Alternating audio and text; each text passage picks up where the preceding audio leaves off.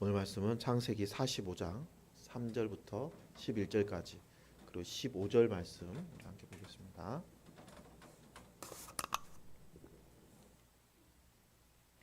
요셉이 그 형들에게 이르되 나는 요셉이라 내 아버지께서 아직 살아계시나이까. 형들이 그 앞에서 놀라서 대답하지 못하더라. 요셉이 형들에게 이르되 내게로 가까이 오소서. 그들이 가까이 가니 이르되 나는 당신들의 아우 요셉이니 당신들이 애굽의 판자라. 당신들이 나를 이곳에 팔았다고 해서 근심하지 마소서. 한탄하지 마소서. 하나님이 생명을 구원하시려고 나를 당신들보다 먼저 보내셨나이다. 이 땅에 2년 동안 흉년이 들었으나 아직 5년은 밭갈이도 못하고 추수도 못할지라. 하나님이 큰 구원으로 당신들의 생명을 보존하고 당신들의 후손을 세상에 두시려고 나를 당신들보다 먼저 보내셨나니 그런즉 나를 이리로 보낸 이는 당신들이 아니요 하나님이시라. 하나님이 나를 바로에게 아버지로 삼으시고 그 온 집의 주로 삼으시며 애굽 온 땅의 통치사로 삼으셨나이다. 당신들은 속히 아버지께로 올라가서 아뢰기를 아버지의 아들 요셉의 말에 하나님이 나를 애굽 전국의 주로 세우셨으니 지체하지 말고 내게로 내려오사 아버지의 아들들과 아버지의 손자들과 아버지의 양과 소와 모든 소유가 고센 땅에 머물며 나와 가깝게 하소서. 흉년이 아직 5해가 있으니 내가 거기서 아버지를 봉양하리이다. 아버지와 아버지의 가족과 아버지께 속한 모든 사람에게 부족함이 없도록 하겠나이다 하더라고 전하소서. 요셉이 또 형들과 입맞추고 안고 우니 형들이 그제서야 요셉과 말하니라. 아멘. 우리 삶의 현장에서 때로는 우연히 일어나는 일들이 좀 있죠. 영국의 알렉산더 플레밍은 세균 배양 실험을 하다가 우연히 푸른 곰팡이 균을 발견하고 그 곰팡이 균이 가지고 있는 효능을 확인하게 되죠. 그걸 가지고 페니실린을 발명하게 됩니다. 뉴턴은 우연히 사과나무 아래 앉아 있다가 사과가 항상 땅으로 떨어지는 현상을 보고 이 만류 인력의 법칙을 발견하게 되죠. 그런데 여러분, 세상에 우연은 없습니다. 우연이라는 것은요, 생각지도 않은 일들이 일어나는 걸 말하는 거잖아요. 인간의 입장에서는 우연히 일어나는 것처럼 보이지만 하나님이 보시기에는 절대로 우연이 아니죠. 이 세상에 일어나는 모든 일들은 우연히 일어나는 것처럼 보이지만 다 이유가 있어서 그렇게 되는 것입니다. 다만 우리가 알지 못하고 깨닫지 못할 뿐이죠. 이것을 성도들은 하나님의 섭리라고 표현합니다. 섭리라는 것은 하나님이 목적하고 계획하신 바를 하나님의 주권대로 행사하시는 것을 우리는 하나님의 섭리라고 표현을 하죠. 만약에 여러분이 살고 있는 곳에서 강제로 추방당한다면 여러분은 그 일을 우연이라고 또는 재수가 없어서라고 생각하실 수 있겠습니까? 로마 제국이 세계를 지배하고 있을 당시에 로마에 있는 유대인들이 강제로 추방당한 사건이 있었어요. 그때 로마에서 살고 있다가 고린도로 쫓겨난 부부가 있었습니다. 그 내용이 성경에 기록되어 있죠. 사도 바울은 그들에 대해서 자기를 위해서 목숨까지 바치는 신실한 사람, 충성된 사람이라고 평가하고 있어요. 그 사람들이 바로 아굴라와 보르스길라이죠. 그들은 강제 추방이라는 뜻밖의 상황 때문에 왜 나만 이런 고통을 당해야 되는가? 왜 나만 이런 어려움을 겪어야 되는가? 하는 의문을 가질 수도 있었을 거예요. 살던 곳에서 충분한 시간을 두고 이렇게 추방당하는 게 아니라 급작스럽게 추방당했기 때문에 가지고 있는 재산들을 거의 다 놓고 와야 되는 상황이잖아요. 그러니까 그들의 미래는 너무 불투명하고 어쩌면 이게 하나님의 징계인가? 라는 생각도 할 수 있었을 거예요. 그러나 고린도에 그들이 왔을 때 장막을 만들고 있는 사도 바울을 만나게 됩니다. 그리고 그들의 인생길에 새로운 길이 열리게 되죠. 이 부부가 추방당해서 도착한 곳은 사도 바울이 전도 여행 중에 잠시 들려서 복음을 전파하고 있던 고린도였어요. 전혀 다른 이유로 고린도에서 만나게 되었는데 장막 만드는 일을 함께 함으로 인해서 한 장소에서 만나게 되었어요. 이것을 우리는 우연이라고 할 수 있을까요? 일터에서 사도 바울과 만난 아굴라와 브리스길라. 사도 바울은 그들에게 성경을 가르칩니다. 안식일마다 충분하게 성경을 가르치고 그들을 에베소의 지도자로 세웁니다. 아굴라 부부가 커다란 실망을 안고 도착한 이 도시에서 하나님은 그들을 영적 지도자로 세워주신 것이죠. 브리스길라와 아굴라 부부가 행한 일은 여기서 끝나는 것이 아닙니다. 그는 에베소에서 아볼로라 하는 유력한 사람을 만나서 복음으로 양육해서 고린도 교회의 지도자로 파송하는 기쁨도 누리게 되었습니다. 우리는 한 사람을 통해서 역사를 이루어 가시는 모습을 성경을 통해서 많이 확인하죠. 우리는 그것을 하나님의 섭리라고 표현합니다. 오늘 본문에서도 하나님께서는 한 사람을 먼저 보내셔서 수많은 생명을 살릴 수 있도록 역사하십니다. 오늘 말씀을 통해서 하나님께 쓰임 받는 그 한 사람이 나도 되겠다라고 결단하는 귀한 시간 되기를 예수님의 이름으로 축복합니다. 오늘 우리가 함께 살피는 요셉과 형들의 만남 이야기는 상식을 깨뜨리는 반전을 우리에게 선사하죠. 흉년으로 식량이 다 떨어져서 야곱은 아들들을 식량이 있다고 하는 애굽으로 보내죠. 하지만 이 형들은 총리가 된 요셉을 전혀 알아보지 못합니다. 왜냐하면 히브리 말을 쓰지 않고 애굽 말을 사용했고 그렇게 높은 위치에 가 있을 거라고는 상상도 할 수 없었기 때문이죠. 어쨌든 간에 그들은 애굽에 가서 식량을 구해하고 왔어요. 하지만 그 구해온 식량도 1년이 되니까 다 떨어지죠. 그래서 두 번째로 식량을 구하려고 애굽으로 내려간 야곱의 아들들은 베냐민을 데리고 갑니다. 거기에서 애굽의 총리가 된 요셉의 극진한 대접을 받고 다시 곡식을 가득 담아서 다시 복귀를 하는데요. 갑자기 요셉의 청지기가 그들 일행을 쫓아와 가지고 이렇게 얘기해요. 너희가 어찌하여 선을 악으로 갚느냐. 흉년에 양식을 나눠주고 애굽의 총리가 보잘것없는 너희에게 식사 대접까지 극진히해서 보내주었는데 이렇게 은혜를 알지 못하고 은잔을 도둑질하였느냐 이야기하는 것이죠.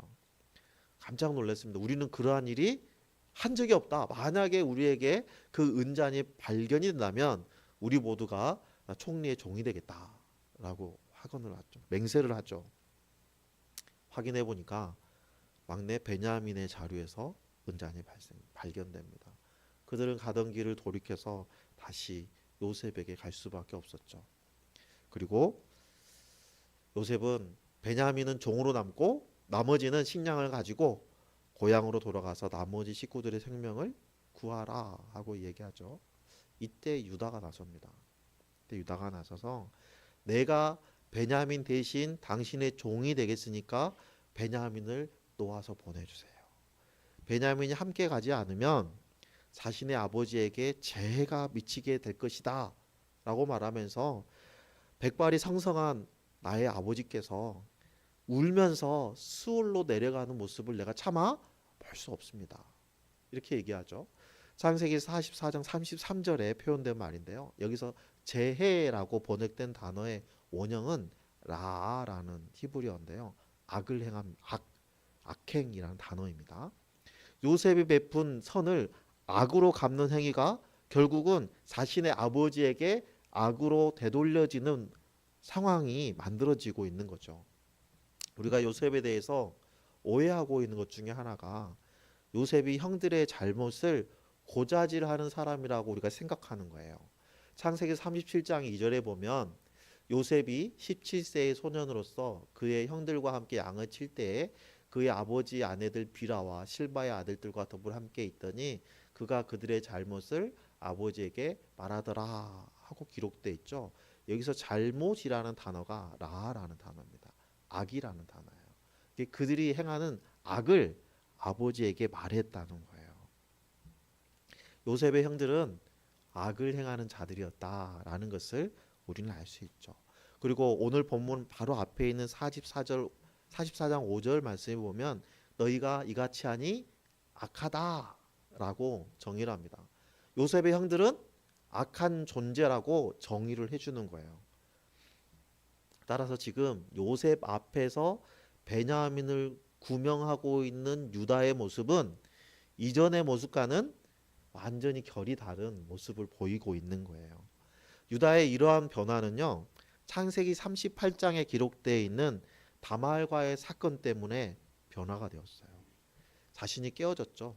자신은 의롭고 자신이 생각하는 것은 옳다라고 생각하던 이 유다가 나는 징벌받아 마땅한 사람이라는 것을 깨닫게 된 거예요. 이렇게 자신이 선하다고 생각했지만 어떤 이유에서 깨지게 됐냐면 어느 날 지인들이 당신의 며느리 다말이 임신하였다라고 얘기하는 거예요. 남편이 없는데 임신했다는 건 행음한 거잖아요. 그래서 유다가 뭐라고 소리칩니까? 그를 끌어내어 불사를 합니다. 그때 다말이 내가 가지고 있는 지팡이와 도장과 그 끈을 누구의 것인지 보소서 하고 내놓죠. 그때 유다가 뭐라고 그럽니까? 그는 나보다 옳도다. 내가 악을 행하였다라고 시인합니다. 유다는 다말을 끌어내어 불사를 하고 했지만 사실은 불사름을 당할 형벌을 받을 만한 죄는 유다 자신이 행하였다는 것을 고백하게 된 거예요. 실상은 불에 던져질 만큼 악한 사람이라는 것을 깨닫게 된 거죠. 그렇게 유다는 깨어지게 된 겁니다. 요셉은 유다의 변화를 보고 북받치는 감정을 주체할 수 없었습니다. 자기의 모든 사람들을 물리치고 나서 자신의 정체를 밝히면서 한참을 울었어요. 요셉의 울음소리가 얼마나 컸던지 바로의 궁정에서도 들릴 정도였고 애굽 사람들은 다 알 수 있을 정도로 큰 소리로 통곡을 했습니다. 아마 이 울음에는 그동안의 10년의 세월의 그 회한이 담겨 있지 않을까요?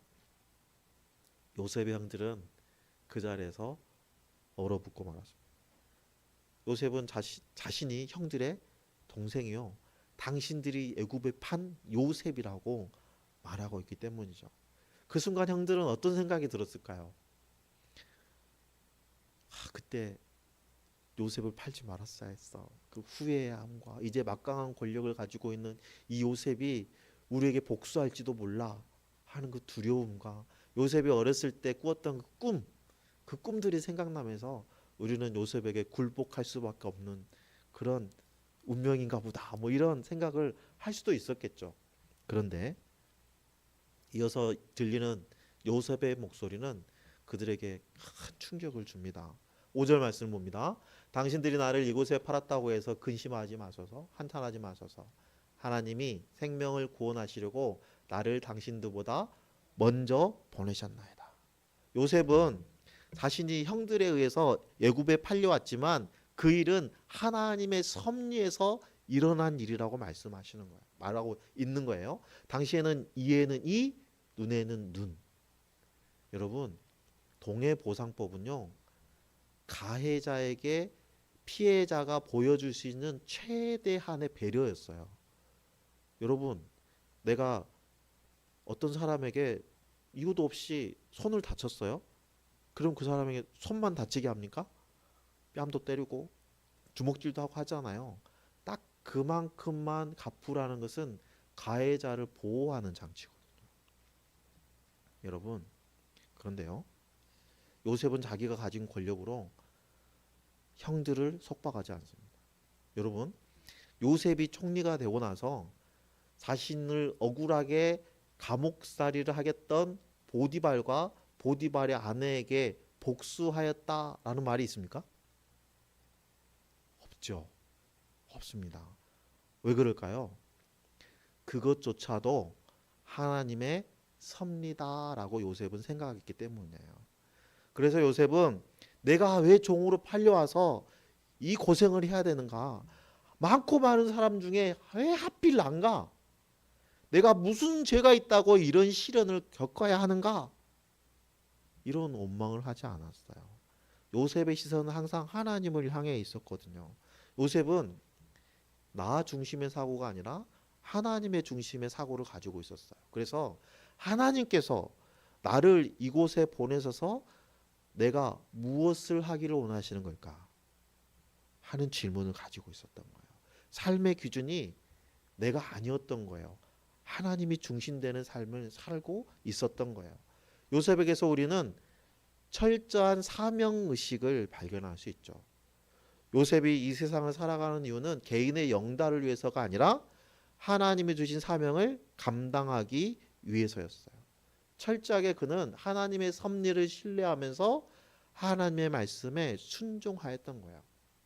그렇다면 오늘 요셉이 말하는 하나님의 섭리라는 게 뭘까요? 첫 번째는 생명을 구원하시고 그 생명을 보존하시는 겁니다. 요셉 한 사람을 통해서 7년의 풍년에 이어서 7년의 흉년이 닥칠 텐데 그 흉년을 대비할 수 있게 하신 거예요. 요셉 한 사람을 통해서 야곱의 식소들 뿐만 아니라 애굽에 있는 온 백성들 그리고 인접한 나라의 백성들의 목숨까지도 구원해낼 수 있었어요. 오늘 본문 이후로 5년간의 흉년과 흉년이 끝났다고 해서 바로 식량을 먹을 수 있는 게 아니죠. 씨를 뿌리고 가꿔서 열매가 맺을 때까지의 시간이 추가로 필요하겠죠. 그때까지의 시간을 생명을 보존할 수 있도록 요셉을 보내신 거예요. 생명을 구원하고 보존할 수 있고 그들에게 들이닥친 위기를 극복할 수 있게끔 하셨는데 이거는 일시적인 해결책이 아니에요. 7절 말씀을 보면 하나님이 큰 구원으로 당신들의 생명을 보존하고 당신들의 후손을 세상에 두시려고 나를 당신보다 먼저 보내셨다. 당대에 살고 있는 사람들의 생명을 구원하는 것에서 그치는 것이 아니라 후대의 생명까지 보존하시기 위해서 요셉을 애굽에 먼저 보내셨다는 거예요. 우리는 이것을 통해서 하나님께서 아브라함에게 약속하셨던 그 언약을 성취해 가는 것을 발견할 수 있죠. 또한 생명을 보존하시기 위해서 애굽에 요셉을 보내신 것은 하나님께서 이 땅에 그리스도를 보내신 것을 연상하게끔 하죠. 예수님께서 겟세마네 동산에서 땀이 피가 되도록 기도하실 때 제자들을 위해서 기도하셨잖아요. 요한복음 17장 15절에 보면 내가 비옵는 것은 그들을 세상에서 데려가시기를 위함이 아니요 다만 악에 빠지지 않게 보존하시기를 위함입니다.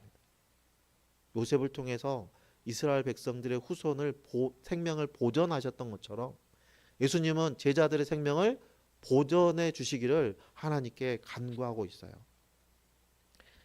우리는 예수님의 그림자를 요셉을 통해서 확인할 수 있습니다. 요셉이 말하는 하나님 나라의 섭리 두 번째는 하나님의 통치를 받게 하는 거예요. 8절 말씀을 보면 그런즉 나를 이리로 보낸 이는 당신들이 아니고 하나님이시라. 하나님이 나를 바로에게 아버지로 삼으시고 그 온 집의 주로 삼으시며 애굽 온 땅의 통치자로 삼으셨다라고 말씀하고 있어요. 여러분, 하나님께서 함께 하시는 요셉이 애굽의 온 땅의 통치자로 세워져 있어요. 요셉과 하나님은 늘 함께 하시잖아요. 그렇다면 요셉이 애굽을 다스린다는 것은 곧 누가 다스리시는 거예요? 하나님이 다스리시는 거예요. 요셉 한 사람으로 인해서 애굽이 하나님의 통치가 미치는 곳이 된 거예요.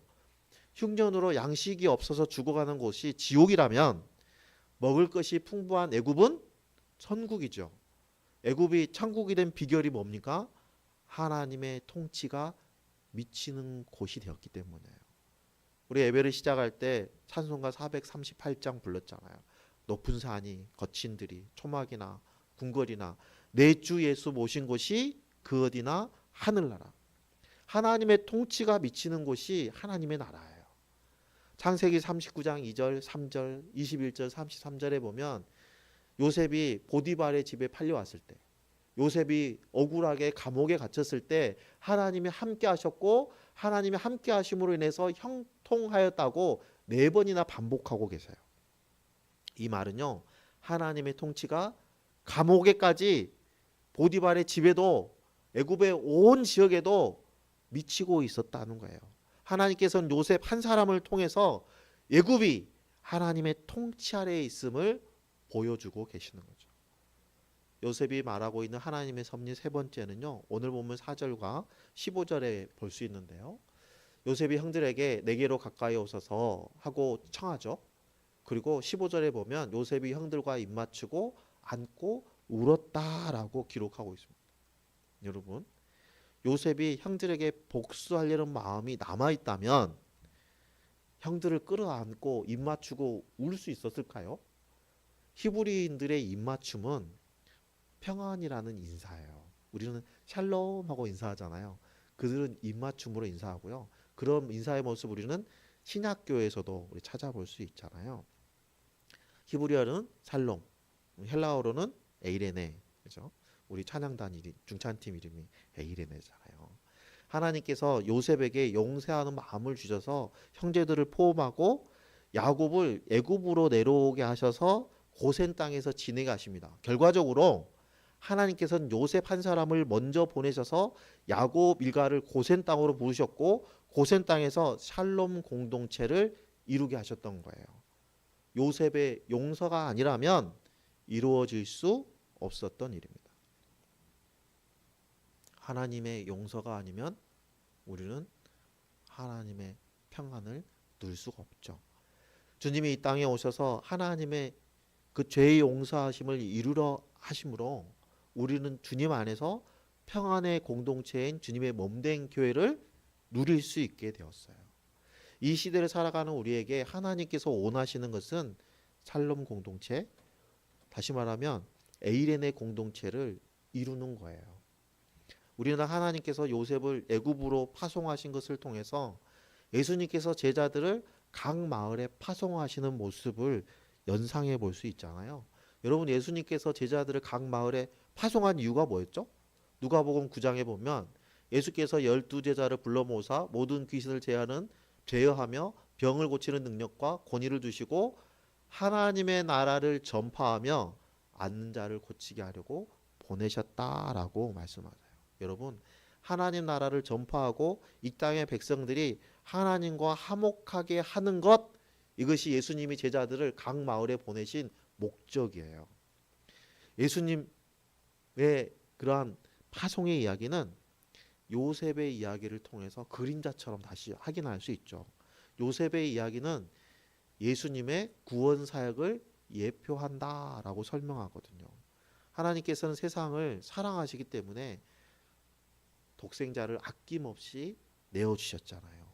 이스라엘 백성들의 그 흉악한 죄와 그들이 파기한 언약에도 불구하고 하나님께서는 구약의 선지자들을 통해서 반복적으로 화평의 언약을 약속하세요. 이사야서 54장 말씀을 보면요, 산들이 떠나며 언덕들은 옮겨질지라도 나의 자비는 내게서 떠나지 아니하며 나의 화평의 언약은 흔들리지 아니하리라, 이렇게 말씀하시죠. 또 에스겔서에 보면 내가 그들과 화평의 언약을 세워서 영원한 언약이 되게 하고 또 그들로 경고하고 번성하게 하며 내 성소를 그들 가운데 세워서 영원히 이르게 할 것이다 라고 말씀하세요. 뿐만 아니죠. 말라기 2장 6절에 보면 그의 입에는 진리의 법이 있었고 그의 입술에는 불의함이 없었으며 그가 화평함과 정직함으로 나와 동행하여 많은 사람을 돌이켜 죄악에서 떠나게 하였느니라 라고 말씀하세요. 하나님께서 이스라엘 백성에게 제사장을 파송해주고 제사장을 세워주신 그 본연의 임무는 화평케 하는 거였어요. 여호와께 돌아오게 하는 사명이었어요. 하지만 제사장들이 그 본연의 사명을 잃어버리고 변질되게 된 이후로 백성들은 여호와를 떠나게 된 거예요. 결국 하나님께서 우리를 세상으로 파송하신 이유는 세상으로 하여금 하나님과 화평할 수 있게 하시는 거예요. 하나님과 관계를 회복하게 하려고 하시는 거예요. 그렇다면 어떻게 하면 하나님과 화목을 이룰 수 있을까요? 요한복음 17장 말씀 21절 23절 말씀을 볼 텐데요. 아버지께서 내 안에 내가 아버지 안에 있는 것 같이 그들도 다 하나가 되어 우리 안에 있게 하여 주시라고 기도하십니다. 23절에 내가 그들 안에 있고 아버지께서 내 안에 계셔서 그들로 온전함을 이루어 하나가 되게 하기 위해서 기도하신다고 말씀하세요. 여러분, 하나님과 함께 화목하기 위해서는 주님이 우리 안에 있고 우리가 주님 안에 있어야 되는 거예요. 이걸 우리는 뭐라고 표현하죠? 그리스도를 영접한다라고 표현하죠. 그리스도를 영접한다는 것은 우리가 주님 안에서 주님과 연합해서 주님과 한 몸을 이루는 것을 의미하는 거예요. 이것이 계명이 추구하는 것이에요. 계명의 참 뜻은 하나님과 한 몸을 이루는 거예요. 이게 하나님의 뜻이었어요. 마태복음 5장 9절 말씀에 보면 화평하게 하는 자는 복이 있나니 그들이 하나님의 아들이라 일컬음을 받을 것이며 라고 말씀하시잖아요. 이 말을 좀 뒤집어 생각해 볼까요? 하나님의 아들이라고 불리는 복을 받은 사람들은 화평케 하는 사명을 가지고 있다는 의미예요. 그렇다면 화평하게 하는 사명, 그게 무엇입니까? 이 말씀은 결국 복음의 확장을 의미하는 거예요. 하나님과의 관계를 회복하여서 하나님과 우리와의 화목을 이루고 우리가 그리스도 안에서 이웃과 화목하고 그 이웃도 하나님과 화목할 수 있도록 하는 것, 이것을 의미하는 거거든요. 그게 바로 영혼 구원하여 제자로 세운다라는 말과 같은 말이에요. 그런데 문제는요, 성도들은 태생적으로 세상과는 화목할 수 없는 존재예요. 성도들은 하나님 나라의 소속이고 세상은 공중권세 잡은 자의 소속이거든요. 서로 싸울 수밖에 없는 거예요. 그렇다면 세상과 교회가 화목하려면 어떻게 해야 될까요? 세상이 하나님의 통치가 이루어지는 곳으로 만들어가면 되는 거예요. 이 땅에 하나님 나라를 확장해 가면 되는 거예요. 복음을 통해서 이 땅에 살고 있는 모든 사람이 하나님의 자녀가 되게 하면 되는 거예요. 이사야서 32장 17절에 보면 공의의 열매는 화평이요 공의의 결과는 영원한 평안과 안전이라고 말씀하시죠. 여러분, 공의는 하나님의 통치를 의미하는 거예요. 무슨 얘기냐면 하나님께서 통치하시면 그 결과는 뭐라고요? 화평이라는 거예요. 하나님이 통치하시면 영원한 평안과 안전을 누리게 된다는 거예요. 오늘 본문은 선으로 악을 이겨서 이 땅에 하나님 나라를 확장하려면 어떻게 해야 하는가에 대한 답을 알려주고 계세요. 그 방법은 우리는 생명을 구원하고 보존하기 위해서 이 땅에 파송받은 자라는 사명자의 의식을 온전히 가지고 있어야 한다는 거예요. 우리는 하나님의 사자예요. 온 땅에 하나님의 통치가 이루어져서 이 땅이 하나님의 나라가 될 수 있도록 그렇게 하기 위해서 우리에게 필요한 것은 용서라는 거예요. 그 용서의 대상은요, 원수까지 포함하는 거예요. 예수님께서 누가복음 6장에 원수를 사랑하라 하고 말씀하신 이유가 바로 이 평안의 공동체를 만들기 위해서예요. 여러분, 우리는 세상과 하나님이 화목할 수 있도록 말씀대로 순종하는 사람들이에요. 그런데 세상은 우리랑 항상 대적하기 때문에 우리의 말에 귀를 기울이지 않죠. 이 땅의 성도로 살아가다 보면 고난과 역경을 거칠 수밖에 없는 거예요. 뒤집어서 생각해 보면 세상에서 내가 너무나 편안한 삶을 살고 있다면 나는 더 이상 이 세상의 대적이 아니라는 거예요.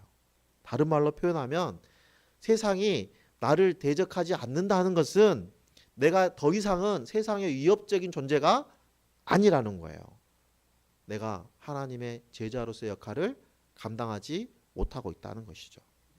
그러나 삶으로 복음을 전하고 목장에 나가서 하나님께서 한 주간 나를 통해서 역사하셨던 하나님의 역사를 나누고 기도를 나누는 성도들의 모든 일에는 방해가 있을 수밖에 없어요. 그것이 정상이에요. 여러분, 요셉이 애굽에서 종살이로 감옥살이로 억울한 생활을 할 때 연단을 많이 받았잖아요. 하지만 요셉은 포기하지 않고 그러한 어려움을 이겨내고 총리가 되었죠. 하나님의 뜻을 이루어냈어요. 마찬가지예요. 어려움을 이겨나가는 것이 성도의 삶입니다. 나는 부족하고 연약하지만 내가 하나님의 섭리를 신뢰하고 말씀대로 순종하겠다고 결단하고 맞서 나가면 주님이 능력을 주시고요. 주님 우리보다 먼저 가셔서 우리의 대적들과 싸우십니다. 하나님께서는 요셉을 애굽으로 먼저 보내셔서 샬롬 공동체를 이루어 주셨어요. 그런데 우리가 그 과정만을 보잖아요. 우리가 그 과정을 겪게 되잖아요. 그러면 우리는 절망과 포기라는 유혹에 휩싸일 수밖에 없어요. 이러한 함정에 빠지지 않기 위해서 우리에게 필요한 것이 하나님의 섭리를 신뢰하는 사명자의 의식, 믿음이라는 거예요. 우리가 이 땅에 살아가는 이유는 주님의 뜻대로 평안의 공동체를 이 땅에 세우는 것이라는 것을 우리가 기억해야 됩니다. 이 과정에서 우리는 요셉과 같이 많은 것을 이룰 수 있어요. 그래도 우리는 이 세상에 파종받은 주님의 제자들입니다. 하나님께 헌신한 성도들은 이 땅에서 손해볼 일이 많이 있어요. 아무런 손해도 보지 않고 하나님께 헌신한다는 것은 불가능한 일이에요. 어떤 손해를 보더라도 우리가 받은 사명에 충실함으로 요셉과 같이 하나님께 귀하게 쓰임받고 하나님께 영광 돌리는 삶을 살아가는 저와 여러분의 하루하루가 되기를 예수님의 이름으로 축원합니다. 제가 오늘 말씀을